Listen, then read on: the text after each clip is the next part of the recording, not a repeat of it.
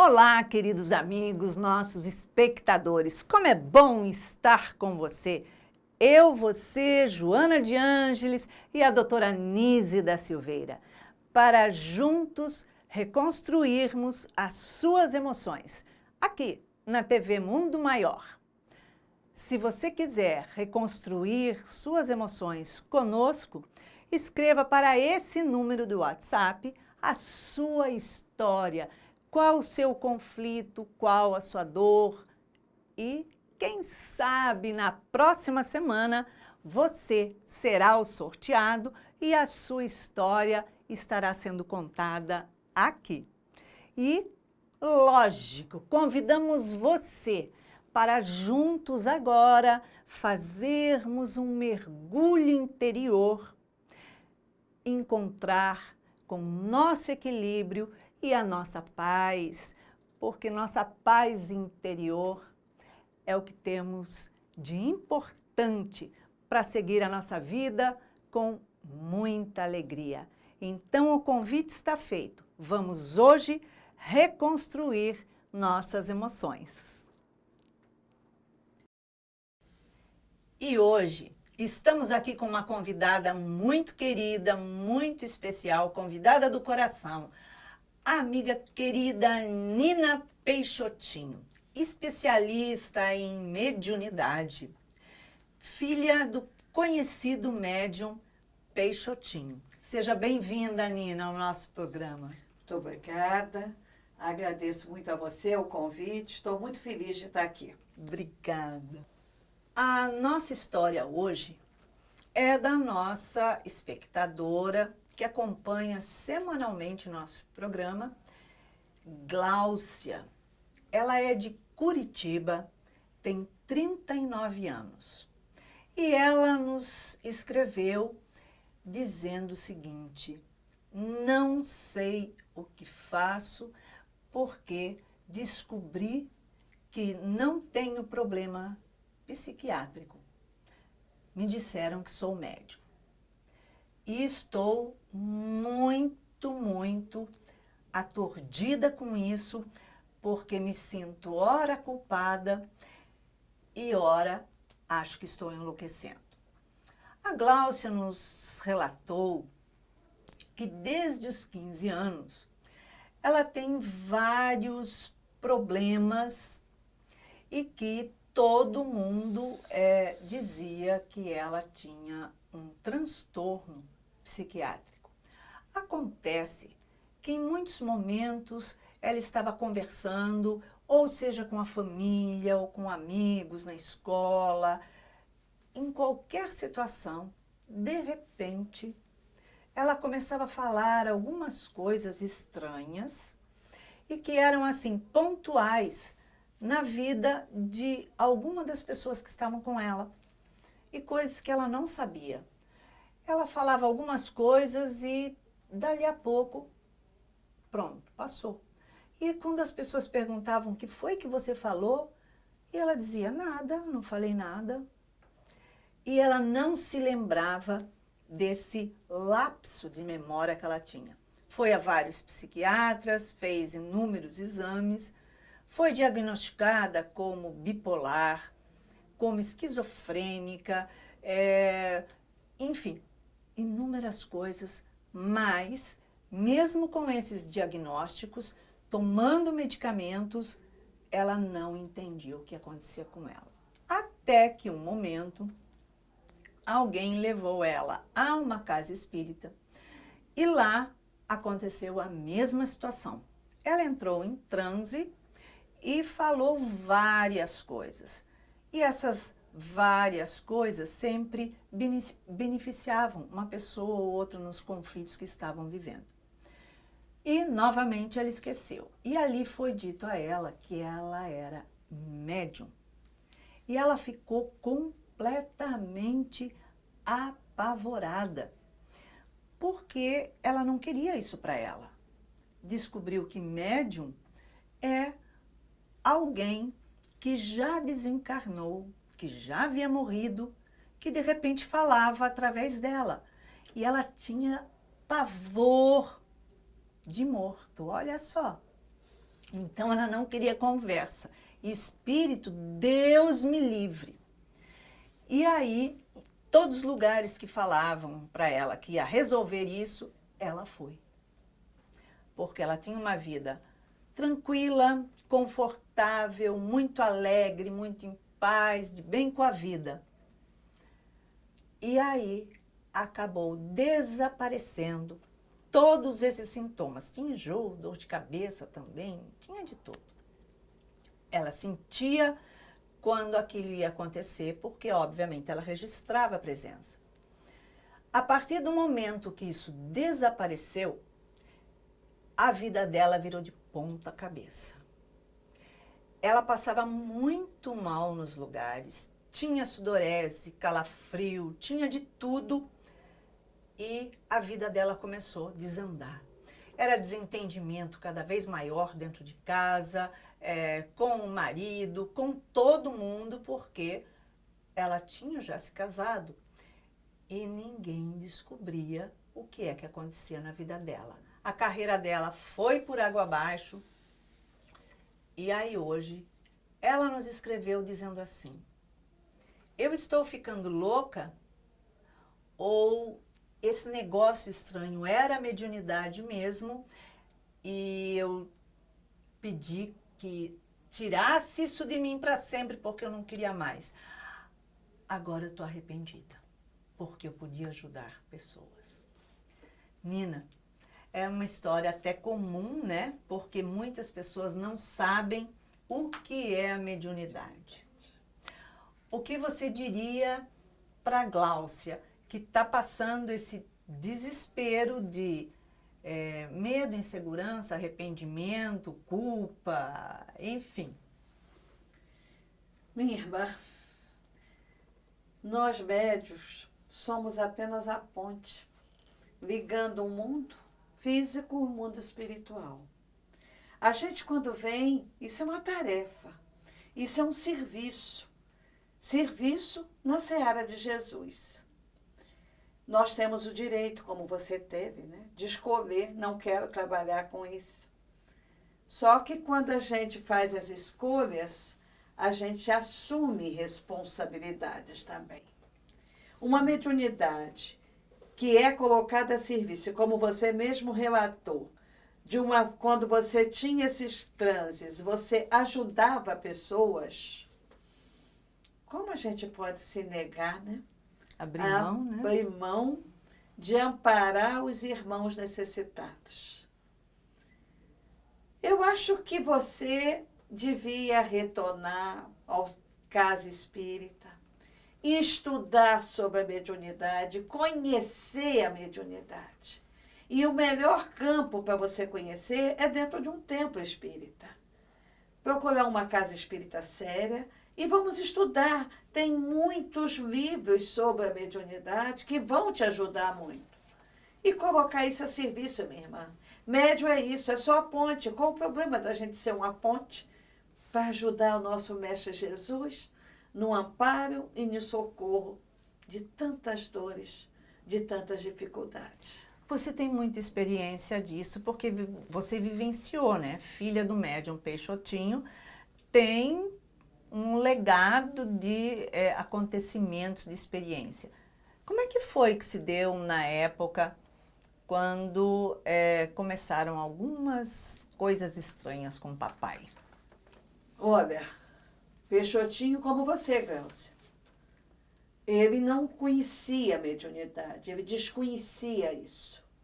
E houve um período que ele pedia para ser amarrado, ele dormia na rede, cearense, né? Então era a rede. E ele pedia para ficar amarrado para evitar que ele saísse e acontecessem os fenômenos, porque Peixotinho era um médium, mas também tinha praticamente todas as mediunidades e tinha de efeitos físicos também. Então, ele tinha um controle muito grande, ele precisava ter um controle muito grande, e durante um período ele ficou achando também que ele era louco.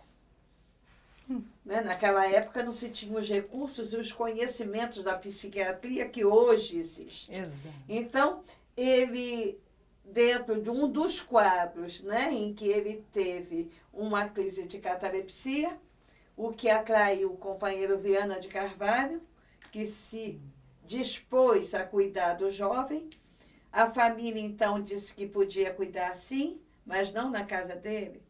Água fluidificada e passe lá, não. Eles eram muito católicos. Então, Viana de Carvalho levou o jovem Peixotinho. E ele diz que a leitura, o estudo da doutrina espírita, abriu os olhos dele, foi o maior conforto que ele conseguiu ter na vida. Porque ele descobriu que ele não era louco. Olha Era só um médium. Que se colocasse a mediunidade a serviço de Jesus, tudo se equilibrava. Tudo se equilibrava. Tudo se resolvia. Como é que foi a sua vida de convivência com um pai médium, com todas as capacidades de mediunidade e também de efeito físico? Porque a coisa fica estranha, né? Efeito físico dá trabalho.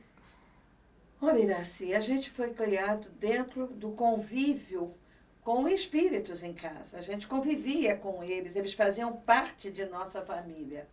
E a gente, como já nasce nesse meio, não tinha nada de estranho para nós. Tudo normal. Era uma vida normal, natural.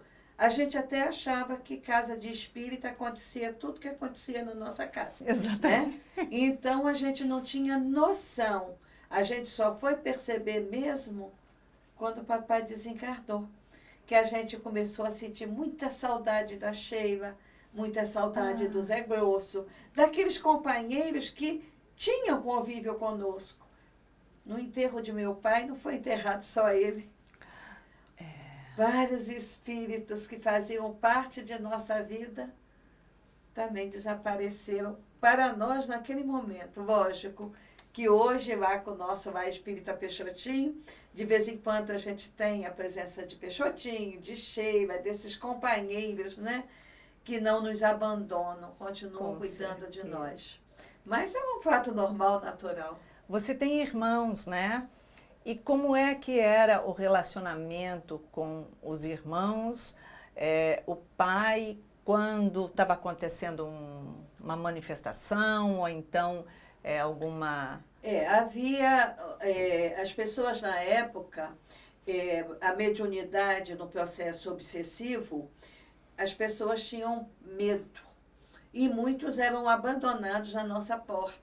Nossa. E eram recebidos pelos nossos pais. E elas moravam lá, e lá viviam.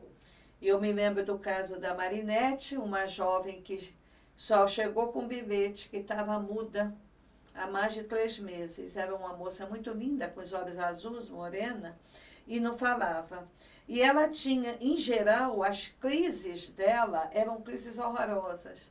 Quando o espírito a dominava, ela caía no chão, ela se batia, o olhar modificava, os olhos lindos ficavam agressivos, a boca entortava. Era uma cena muito difícil, até para a gente criança. Dolorosa. Então, nesta hora, a gente parava tudo. Se estávamos almoçando, parávamos. Mamãe entrava em oração, papai em oração e mamãe entrava no passe. E nós acompanhando o papai na oração e também procurando ajudar nesse processo. Ela ia recuperando e melhorava. Então, nós sabíamos que neste período em que esta moça estava em tratamento, nós não poderíamos ter dentro de casa a mínima rusga, porque a ambiência é primordial nesse tratamento. Isso é importantíssimo você falar. O ambiente do lar é primordial. Minha mãe tinha um quadro na nossa sala: Jesus é o chefe deste lar. Hóspede invisível em cada refeição. Ai, que ouvinte bonitinho. Silencioso em cada conversação. E isso era a chave. Se a gente chegasse em casa contando casos de briga, de morte, dessas coisas, de acidente, ela mandava olhar o quadrinho. Se entrávamos com uma maledicência para falar que viu fulano, ela olha o quadrinho. Então, ela fazia uma vigilância muito grande no lar. E nós, 7 moças dentro de casa... Nossa Senhora, às vezes era um harém. tínhamos nossas dificuldades. né? Como toda família Nossa. tem. E quando havia casos de tratamento obsessivo em casa, os hóspedes nossos, a gente sabia que não podia brigar. Então, quando tinha dificuldade, nós chamávamos a irmã, ia 2 quarteirões lá na beira do Rio Paraíba, e Olha. lá a gente brigava, a gente discutia, a gente puxava os cabelos se fosse necessário, e a gente fazia o que toda criança faz quando está irritada, quando está com dificuldade. Mas sabíamos também que ao voltar para o lar, nós não poderíamos carregar sentimentos de mágoa, de raiva, de ira, de revolta. Ela cuidava todo o estado psíquico da família. Então, nós nos abraçávamos, orávamos, pedíamos ao nosso Pai Celestial que botasse aqueles sentimentos ruins que a gente tinha alimentado em nós, jogasse para o Rio Paraíba. E que o Rio Paraíba levasse com as suas águas. E assim acontecia. Nos abraçávamos, voltávamos para casa. Aí já de mão dada, tínhamos saído de mão uma com a outra, mas voltávamos de mão dada, felizes da vida e com resolvido a dificuldade resolvida. Isso é maravilhoso, porque é tão difícil resolver as dificuldades emocionais, né? Relacionamentos são. Agora, quais situações, por exemplo, que você presenciou com o seu pai e que te chamou muito a atenção, marcou muito na tua vida? Olha, houve um fato muito interessante. Nós estávamos num culto e José do Patrocínio deu uma palestra, né? Falando sobre a liberdade, sobre a escravidão, não o período de escravidão, então o que era a liberdade, a luta pela liberdade que a gente precisava ter, e uma linda palestra dele. Aí no dia seguinte nós fomos para a escola e calhou da professora falar em José do Patrocínio, e minha irmã pegou e disse assim, foi lá em casa ontem, ele é assim com meu pai, ó. Olha, foi um problema sério. A professora deve ter ficado. Naquela época não era fácil até ser hoje espírita, mas ser espírita naquela época era difícil. Nossa. Então achavam que papai estava enlouquecendo a gente, né? Que era o caso. Eu acho que se fosse nos dias de hoje, nós estávamos no Infância e Juventude, né? Com queixas, né? Na justiça, né? Porque eles diziam que papai enlouquecia a gente com esses fatos desses espíritos nos visitarem. Mas era tão bom. Era um convívio tão amoroso. E vocês conversavam com esses espíritos e eles traziam orientações para vocês na infância, na juventude? Sim. Aliás, conversar com espírito, até a Glaucia precisa saber disso, né? Nós somos normal. Espíritos. Né? Como é que ela não quer conversar com Nós somos espírito? espíritos. Como a gente precisa entender isso. Nós somos espíritos, não somos corpos. Né? Exatamente. Nós somos espíritos eternos. Então, conversar com esses companheiros, conversar com a gente mesmo, né? Eu sou você amanhã, né? Assim, eles, né? Estão aí e a gente precisa aceitar com tranquilidade essa possibilidade de encontro, né, do mundo espiritual. Essa mediunidade começou a se manifestar com o Peixotinho, que idade? Olha, ele desde pequeno, a mediunidade de efeitos físicos, desde pequeno, acontecia na casa deles fenômenos, né? Ele dormia e os espíritos usavam o ectoplasma dele e aí acendia a luz, apagava a luz, mexia, né, no forno, panela, essas coisas que acontecem onde tem médium de efeitos físicos. Mas a adolescência é que explodiu mesmo. Como você, Glaucia, aos 15 anos, né? Começou aos 15 anos. Aos 15 anos. É na fase da adolescência que realmente a mediunidade se manifesta com mais força, né? E ele se sentia louco, como a Glaucia diz, que ela fica em conflito. Será que ela está louca ou será que ela está com esquizofrenia ou bipolaridade, enfim? Pelo menos ele dizia que conhecer a doutrina espírita foi o momento mais feliz da vida dele, porque descobriu que ele não era louco. Até aí, ele tinha dificuldades, sim, porque ele não sabia que ele fazia tudo aquilo, quer dizer, que era através dele Sim. que a coisa acontecia, né? Perfeito. Às vezes até briga mesmo. Teve um Olha. caso de uma briga ele foi dormir e se descobriu num forró ou algo parecido, e lá ele teve uma briga com um cara e foram muitos brigando. Ele era pequeno, acordou numa praia deserta, uns 4 quilômetros do local onde... Tipo sonâmbulo. Tipo sonâmbulo. E quando o delegado foi procurar, porque ele foi criado por um tio, e disse, ó, um dos seus meninos aprontou essa noite em tal lugar, assim, assim. Ele disse, não, estão todos aí, o único que não está é o Peixoto, mas ele é muito pequeno, não é? Como é que ele ia brigar com a opção de homem assim? Não tem força para isso. E ele chega todo amafanhado, a roupa rasgada, mas sem um arranhão. Ele não teve nada. Então, é difícil para um jovem entender isso. E aceitar, ainda né? mais no início do século passado, né? Nem dica. Ainda mais, né? Naquela época era muito mais complicado, porque a doutrina espírita ainda não tinha eclodido no nosso país, né? Ainda não se estudava muito pouco, se falava muito pouco, e ele de família muito católica, tanto que Foi o padre difícil, né? benzia a casa, o padre exorcizava, o padre foi chamado diversas vezes para resolver as coisas da casa. Olha porque a só. família era muito católica e tinha muita fé na sua crença, né? Então ele passou por tudo isso. Sofreu pra caramba. Sofreu muito. Mas quando ele descobriu, dedicação Como é que total. ele descobriu? Viana de Carvalho, leitura, Que veio. estudo. Estudo, Estudar. estudo. Estudando, ele foi descobrindo e foi se aperfeiçoando. E foi se educando, porque mediunidade precisa ser educada.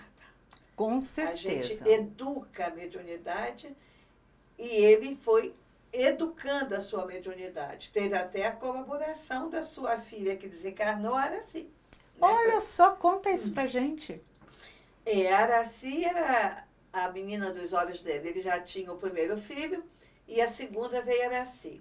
Araci era espírito muito afim dele. Está registrada, segundo o nosso companheiro Chico Xavier, no livro Ave Cristo. Era como Lívia, e que ajudava Celso, né? Que era Bezerra de Menezes, né? Quinto Celso. E eles foram acolhidos pelo casal Agripa e Domícia, que era Peixotinho e Baby. Né? Então, aí a gente começa a entender essa relação, né? Bezerra de Menezes, Araci, Peixotinho, né? Porque a espiritualidade superior cultiva essa virtude tão esquecida por nós, que se chama gratidão. Araci, espírito evoluidíssimo, não precisava mais encarnar. Mas Peixotinho precisava dela para educar-se para a tarefa. Então, ela nasce como sua filha. Com 1 ano e 8 meses, ela tem um resfriadinho à toa. E ele, como médium receitista, foi pedir orientação, receituário. E os espíritos negaram, disseram que ele levasse para o médico da terra. Olha. A receita. Ele já se assustou, mas obediente. Fez. E o médico disse que não era nada, que era um resfriadinho, mas que, como o Peixotinho costumava dar aquelas aguinhas com açúcar, né? Aquelas balinhas de açúcar, que ele ia botar um enfermeiro dentro da casa para cuidar da menina e dar a medicação prescrita por ele, o médico do exército. E a menina, resfriadinho, gripe, pneumonia, 15 dias depois desencarna. Puxa pedindo vida. ao enfermeiro para não aplicar a injeção. Não, Nelson, não. Mas desencarna. E passa, então, Peixotinho sofreu muito, né? Porque a gente é espírita, mas a gente sente a dor da saudade, A como qualquer mesma um, né? coisa, A dói em dor da todos os saudade. Tem um corações. entendimento, mas a dor da É, saudade existe. E toda vez que ele entrava no bar, porque ele gostava de tomar uma cervejinha, entrava no bar para tomar uma cervejinha com os amigos na saída do quartel, ela aparecia na porta, pequenininha, o espírito, né? Pequenininha, e dizia, não, papai, não. E ele olha. saía do bar e ia para casa. Se ele ia acender um cigarro, ela dizia, não, papai, não. E ele então apagava. E assim, ela foi educando o homem para a Sim, mediunidade, que a mediunidade de efeitos físicos é renúncia. Não comporta vícios. exatamente. Então, ele precisou ser educado e ela veio só para isso. E outro fato interessante nisso é que ele era médium receitista e às vezes nós humanos pensamos, poxa, ele é um trabalhador, não podia deixar a filhinha com ele, né? Ficar com ele, dar o receituário e salvar aquela vida. Companheiro, se Peixotinho, ela precisava voltar, porque ela veio só para educá-lo. Ela precisava desencarnar. Se Peixotinho faz o receituário e a menina desencarna, ele jamais sentaria numa mesa Com para certeza, dar porque ele ia se receita para sentir qualquer pessoa. culpado. Ia se sentir responsável. Né? Sim. Então, são os meandros que a doutrina, né? O conhecimento da doutrina vai esclarecendo a gente, né? E nos consolando, nos conformando, né? A gente vai se resignando, porque o entendimento É fundamental. é fundamental. Como era quando o espírito Sheila, foi uma enfermeira, aparecia e, enfim. Sheila, a gente dizia que era a prima, né? Porque a gente falava tanto nela na escola, nós tínhamos um convívio com ela tão bom. E a gente estava sempre falando em Sheilinha. Sheilinha para cá. E as pessoas, as amigas de escola, chegavam lá em casa, a Sheila está aí. Todo mundo queria conhecer a prima alemã que a gente tinha. Era uma prima que veio da Alemanha. E nem toda hora a Sheila estava, lógico, né? Aí, a gente deu uma saidinha. Que a gente não podia dizer que era um espírito. Senão era Mas a gente encrenca. falava com tanta naturalidade que as pessoas achavam Que tinha que ela tinha lá. corpo físico igual a gente, né? Olha. Mas era um convívio muito amigo. A Sheila foi muito parceira, muito companheira nossa.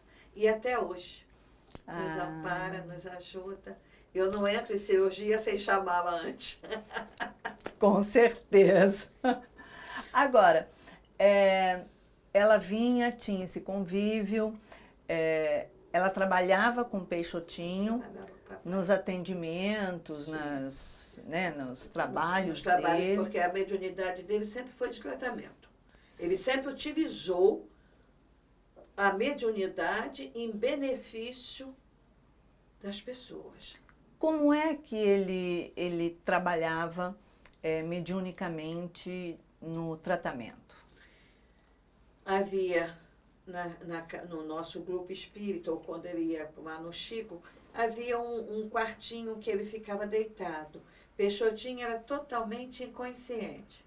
Ele era capaz de, com a mão direita, receber uma mensagem, com a mão esquerda, outra mensagem, e falar outra de teor diferente, totalmente diferente. Olha Tá? só. Porque era inconsciente, a coisa não passava por ele. Era direto.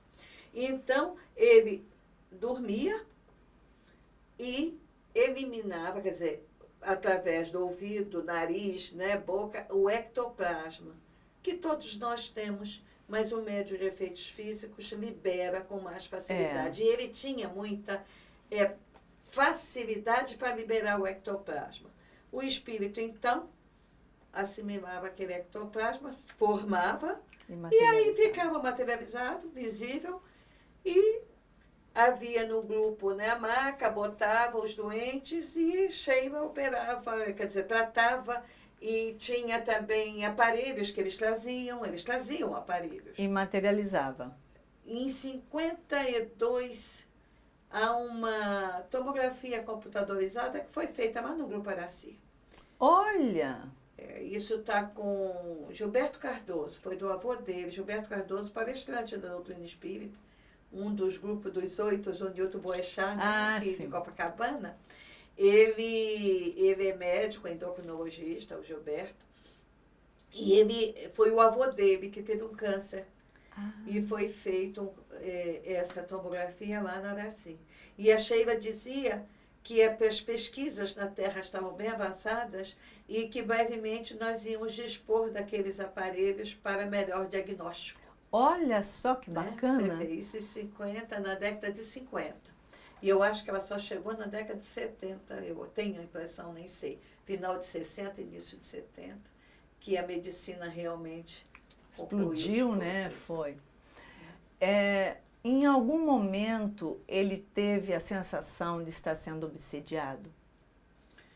No início da mediunidade.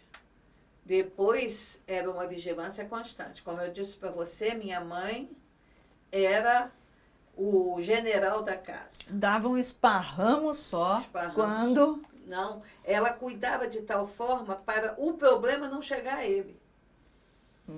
Porque Peixotinho levava 24 horas a serviço da mediunidade. Às vezes nós entrávamos no quarto, havia uma placa no peito dele, médium em serviço. Quem visse aquilo corria, chamava a mamãe, as irmãs, sentávamos em torno da cama, em oração, para ajudar. A gente sabia, porque o tratamento fazia através da mediunidade dele era muito do transplante de células.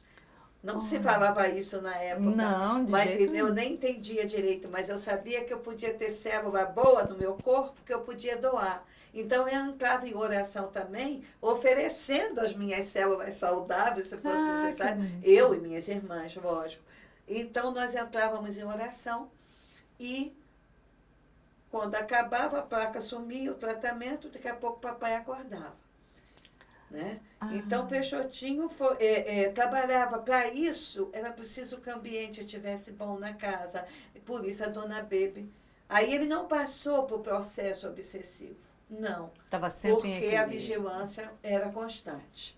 Né? É óbvio que todos nós podemos sofrer, a gente sabe disso. Com certeza, né? Sem dúvida. Qualquer um. Nina, você chegou a trabalhar com o Peixotinho? Não, porque quando ele desencarnou, eu tinha 15 anos. Eu e a mais nova não chegamos, porque o desenvolvimento mediúnico era depois dos 18, 19. É verdade mesmo. Eu fui desenvolver com 20 e poucos anos. Eu só pude trabalhar com 18 anos. Antes... Hoje até se faz algumas experiências, começou até no Espírito Santo com o grupo de Jominho, Júlio César Grande, né? Um grupo de jovens, né? Mas na minha época, com 15 anos, a gente não tinha acesso. Tinha isso mesmo. Esse perfil de só poder entrar para qualquer trabalho mediúnico com 18 anos. Tanto que na véspera eu perguntei para o meu tio se eu já podia, né? E ele falou, não, você não tem 18 anos. Só amanhã. Eu falei, poxa! Né? Só amanhã. Exatamente, era uma disciplina assim. Agora, as médiuns de Kardec eram meninas, né? Meninas. Então, aí a gente fala assim, tem-se sim oportunidade, porque quando aparece uma criança entrando para a adolescência com a mediunidade. Eu tinha uma irmã que teve esse problema ainda muito jovem. Era um espírito que perseguia ela mesma, ela às vezes corria do que tal espírito atrás dela, e ela via, ela tem evidência, era um horror. Aí um dia meu pai a chamou e disse assim, sabe por que eu ainda estou te perseguindo? Porque você ainda não está conseguindo amá-la. Olha, que lição. Só o amor é que corta esse laço. É verdade. Então, passe a amá-la. Passe a conversar com ela. Olha. E você vai ver. Realmente.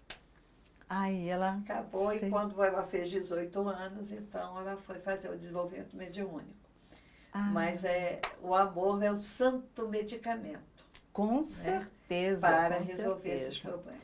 existe motivo para sentir culpa de não exercer a mediunidade? Eu acho que o motivo é perder a oportunidade de serviço. Eu acho que a mediunidade é chance, é oportunidade de trabalho. E quando a gente não aceita, não sei por que não vai ter culpa. Eu não me sentiria culpa, porque eu acho que a gente tinha que pensar, né, com tranquilidade, e as chances de trabalho na seara, quando aparecer, a gente não pode desperdiçar, não. De jeito nenhum. Agora, a culpa é um sentimento muito duro, muito ruim. Muito Nos liga ao doloroso, passado, nos algema, como remorso. Algema a gente no passado. Isso não é Exatamente. bom, né? É como o Chico disse, eu não posso voltar atrás para fazer um novo começo. Mas Eu pode posso mudar fazer agora. diferente. Então não tem que É, ter exatamente, culpa, não tem. eu tenho que Seguir em recuperar o frente. tempo perdido. Exatamente. Tá? Tá. Devia ter feito, não fiz. Então vou fazer agora. É sempre Acabou. tempo. Dali para frente. É sempre tempo de se refazer Nina, caminhos. uma coisa assim muito importante.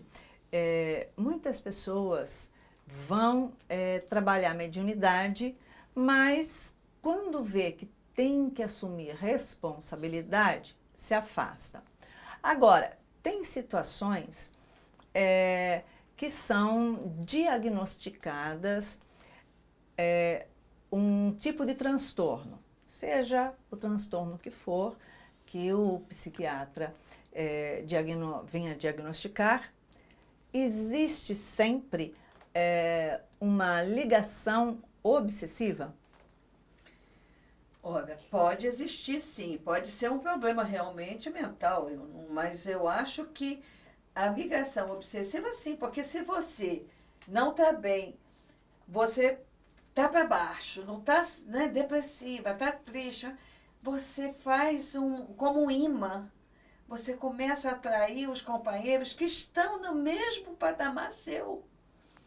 Aí amplia seu processo. A medicação, para mim, eu acho que o remédio são dois. A medicação aqui da Terra, dos médicos da Terra, para o reequilíbrio, mas o tratamento espiritual também. Sim. Passe, água frutificada, oração, muita oração, né? Auto perdão, porque muitas vezes a gente alimenta a culpa e isso a gente atrai companheiros também que estão nesses processos de culpa. Então, auto perdão. Na situação da nossa querida Gláucia, que está passando esses conflitos todos,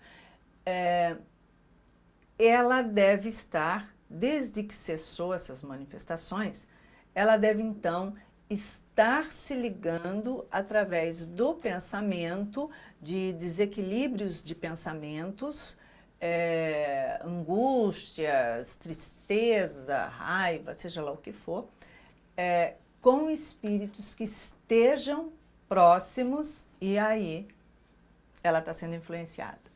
O que ocorre? Antes, ela tinha um apoio espiritual e ajudava os outros. Sim.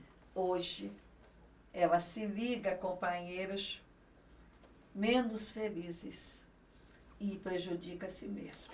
Então, ela vai passando em quadros obsessivos constantemente. Se ela não se tratar. Sim. Mas tem tratamento. Com certeza. Só se ela quiser ficar nessa. Durante esse período que ela fala que está nesse desequilíbrio, desde que isso cessou, então ela está sendo obsediada e dando guarida para essa obsessão constantemente. Não significa que seja um espírito perseguidor. Não. Podem ser somente aqueles que vão se afinizando. Passou por ali, ela traiu, ele entrou, gostou, ficou. Às vezes acontece isso. Oferece casa, comida e roupa lavada. Casa, comida e roupa lavada. Por que não? Né? Uhum, com certeza. Mas, Elsa, querida, tem jeito. Tem. Tá? Tem jeito. E não perca tempo, não. Vá ao teu médico, mas procure uma casa espírita. Faça seu tratamento e com o amparo de Jesus. Ore muito, faça um ambiente na tua casa de harmonia, de paz, de muito, muito amor. Porque, como dizia nosso Pedro, o amor cobre multidão de pecados. Perfeitamente. Nina, em uma palavra, qual a reconstrução de emoções que a Gláucia precisa trabalhar? Primeiro, aceitação. Perfeito. Aceitar a sua mediunidade, colocar a serviço de Jesus, amar a ela, amar ao próximo. E vamos produzir, vamos trabalhar. É isso Que o aí. amparo do Mestre Abrir o abre coração. o coração. Ah, Nina, Um amor. obrigada, Obrigada obrigada a pelo vocês. carinho, obrigada por essa experiência que estamos trazendo para esses nossos espectadores. Muito obrigada. Obrigada a você pela oportunidade. Gláucia, um beijo muito grande. Que Jesus possa te fortalecer, minha irmã, te amparar, tá? E nunca se esqueça, sempre com Jesus estamos em ótima companhia. Um beijo grande. Então, pessoal, o que será que a doutora Nise da Silveira teria a dizer a respeito de aceitação, a respeito da mediunidade e obsessão? Porque, afinal de contas, a nossa querida Gláucia está passando por inúmeros transtornos, complicações na sua vida, e porque a mediunidade cessou e ela entrou em tantos conflitos. Tudo ela disse que virou de ponta cabeça na sua vida. Porém, para ter essa atração obsessiva, porque não deixa de ser uma atração, só existe obsessão e obsediado porque nós nos atraímos, né? Então, se eu não baixo guarda, não vai existir obsessão. E afinal, o que doutora Nise tem a dizer a respeito do caso da nossa querida Gláucia? Vamos lá? O que a doutora Nise diz? Aproximando-se do indivíduo pela mecânica da sintonia e do envolvimento, espíritos afins que são causadores de interferências. Isso ocorre quando há uma conexão de sintonia entre o indivíduo e o espírito, que se unem no tálamo e agem sobre o hipotálamo. Anotou? Provocando uma intervenção nas emoções e atitudes do indivíduo, na irritabilidade, no sono e outras inúmeras áreas. Mas sempre haverá uma predisposição do indivíduo. Então, doutora Nise deixa muito claro que se nós mudarmos o nosso pensamento, segurando a nossa irritabilidade, as nossas queixas, reclamações, ou seja, desequilíbrios, emoções perturbadoras, não teremos a obsessão. Então é isso. Gláucia querida, bom trabalho de aceitação e libertação dessas dores.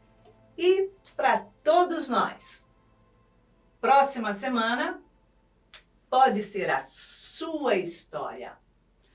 Programa Reconstruindo Emoções na TV Mundo Maior, semanalmente. Estaremos aqui com você, contando uma história. Quem sabe a próxima pode ser a sua. Então escreva para esse número aqui de WhatsApp e me conte a sua história. Estarei aqui sorteando e contando a sua história para juntos, doutora Nise da Silveira, Joana de Ângeles, eu e você, reconstruirmos a sua emoção. Beijinho cor-de-rosa e até a próxima semana.